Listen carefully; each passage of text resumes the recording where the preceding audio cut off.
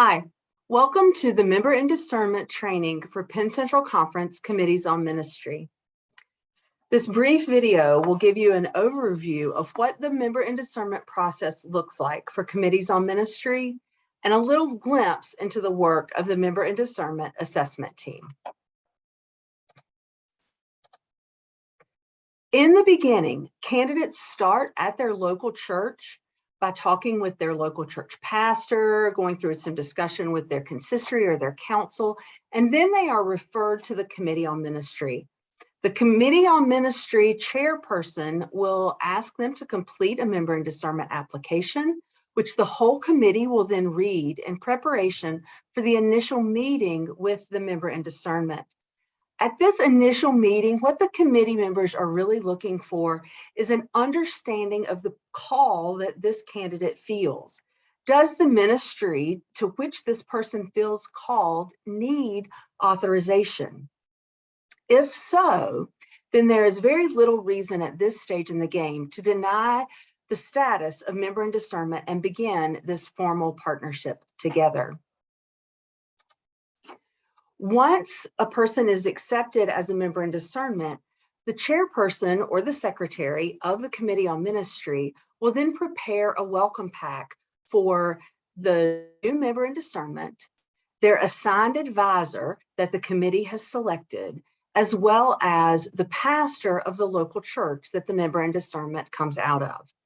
In this packet, each one has all of these elements: a welcome letter for the candidate, a welcome letter for the church and the request of their support for the candidate, their formation of a local church discernment committee. There's also a letter for the advisor, a referral letter for the Samaritan Counseling Center, where we ask our members in discernment to get their psychological evaluation. There's a document called Discerning a Call, which is great for use by that local church discernment committee that I mentioned.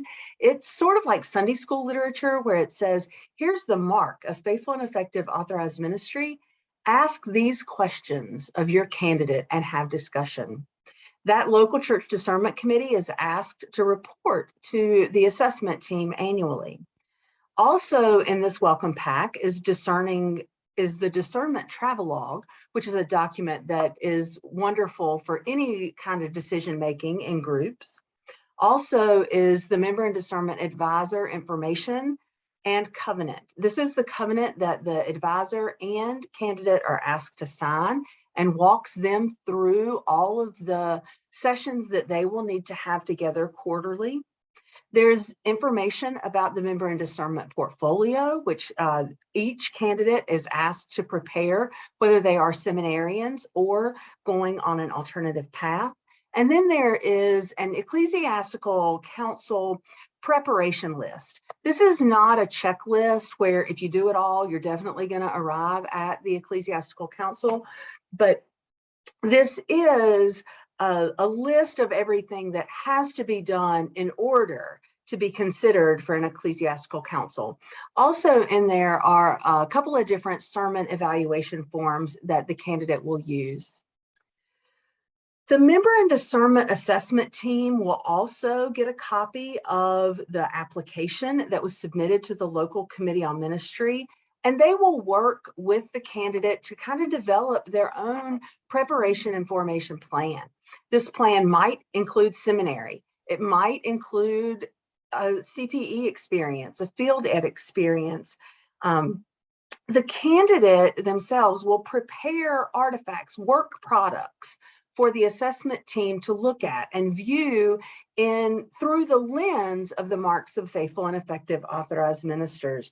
This will allow that committee to direct the preparation and formation, to monitor their growth. They will report annually back to the Association Committee on Ministry, as well as to the candidate around where they're seeing growth, where they see a mark being met through their demonstrated work product, and where they think there's still growth that needs to be made. This committee, when they feel like the candidate is ready, will also invite the first draft of the candidate's ordination paper. Ordination papers are not a once and done paper. They go through multiple drafts, and the assessment team will approve a first draft and send that back to the local association committee on ministry, where a candidate can expect multiple more drafts or maybe just one more draft. But it's that local committee on ministry that really makes the decision around when this candidate is ready to go to an ecclesiastical council. Other help from the local association committee on ministry throughout the process includes helping with that establishment of the local church discernment committee that will meet quarterly with the member in discernment. The association committee on ministry is also responsible for really helping to make connections to the local association, as well as conference leadership through meetings, inviting them to ministeriums and things like that. The committee on ministry will also want to help with those sermon evaluations that I mentioned. We do ask that our members in discernment preach at least 2 churches in their association and have evaluations submitted as part of their portfolio. This helps the association get to know their members in discernment for when that ecclesiastical council does come along and they need to have a quorum for that. But it also helps the assessment team really see what's strong in a candidate's sermons, as well as where there might be room for growth from people that are live in the sanctuary when the sermon is delivered. There's also help from the local committee on ministry attending a candidate's CVR or Midler review if the seminary includes them in that. There's also an expectation for yearly meetings with the local committee on ministry to not only catch up with their member in discernment, but also to review the feedback from the assessment team. This local association committee on ministry is also responsible for connections with MESA for regional member in discernment events, as well as really encouraging their member in discernment to attend synod whenever possible. And again, I echo that the decision to move a candidate to an ecclesiastical council is left with this local committee on ministry. Thanks so much for tuning in. We have lots of resources that are available on the Penn Central Committee on Ministry Google Drive. You can speak with your chair or committee secretary about access to that drive if you need more information. Thanks. Have a great day.